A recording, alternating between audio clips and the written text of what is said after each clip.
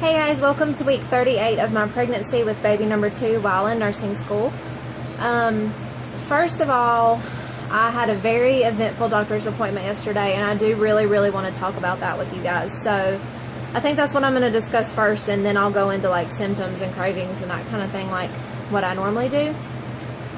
Just to give you a little bit of background, over the past week, my husband and I have been really discussing our plans for what I'm going to do as far as staying out of school and having to make up clinical hours, and what he was going to do whenever Ellie's born, like if he's going to still go to work while I'm in the hospital, or if he's going to take off those days or wait to take off until like after we get home from the hospital. Those kinds of things we have really been discussing and really been thinking about. And he came home the other day and he said, so it would be really awesome if she could be born next week, because his plant's going to be closed for inventory, and his job won't run while they're doing inventory.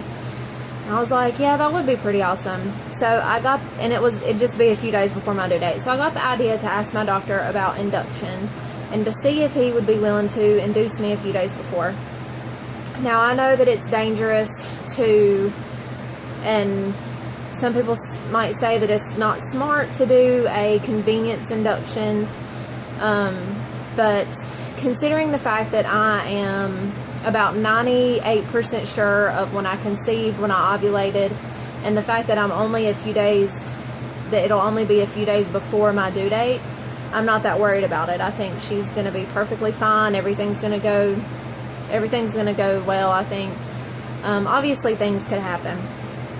Things can take a turn for the worse just in a matter of seconds whenever it comes to delivering a baby. But anyways, all that stuff aside, none of that's open for discussion. I know the risks and all that kind of stuff. So yesterday I had my doctor's appointment. I went in, they did my vital signs, all that kind of stuff, and I asked him, and I expected him to say no. I expected him just to shoot me down immediately. And surprisingly, he said, I don't see why not.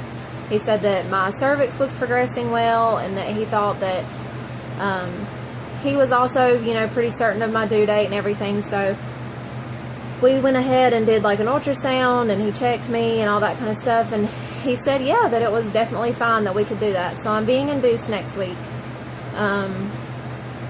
So I'm very excited and very nervous. Like I said, I'm very nervous, very excited, but I'm very overwhelmed at the same time. I just feel like I have so much to do in so little time. Earlier I sat down and made a giant to-do list, a giant grocery list, and I just feel like I have so much stuff to do in so little time, and I'm so nervous and scared and excited. There's just so many emotions flowing around. So that is what went on with my doctor's appointment yesterday, so that's very exciting. So some of the more basic stuff, the stuff that we talk about every week, is at my doctor's appointment, her heart rate was 150. My total weight gain was up to 22 pounds. Let's see. My comfort this past week has been decent.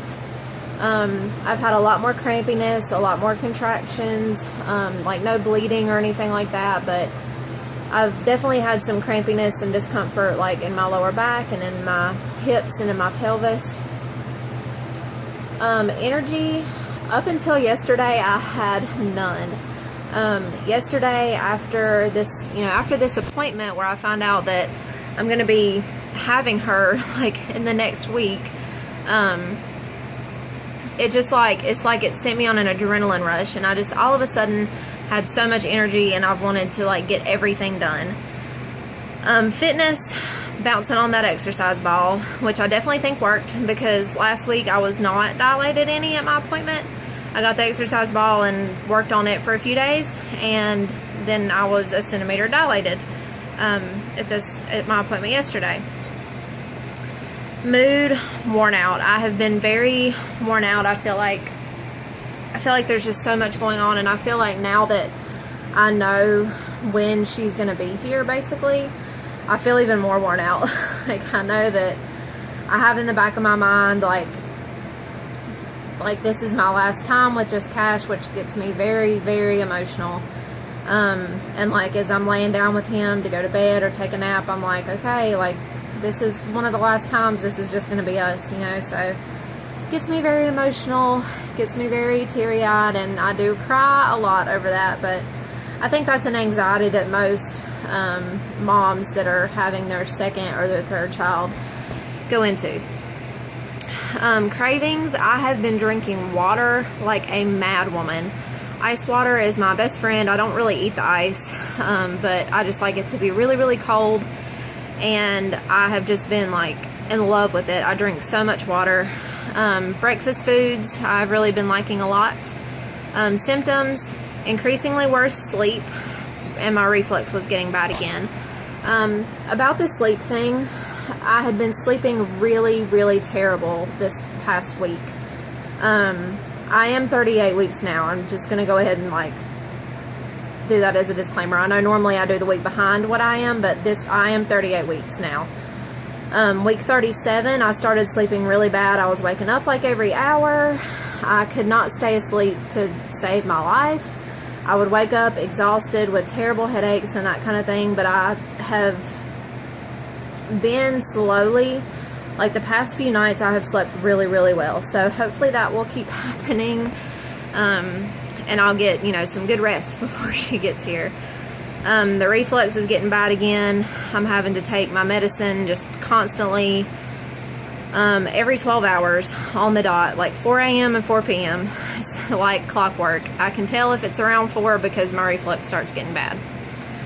Things that I've been thinking about, labor and delivery, since that's the stuff that we're doing in school right now.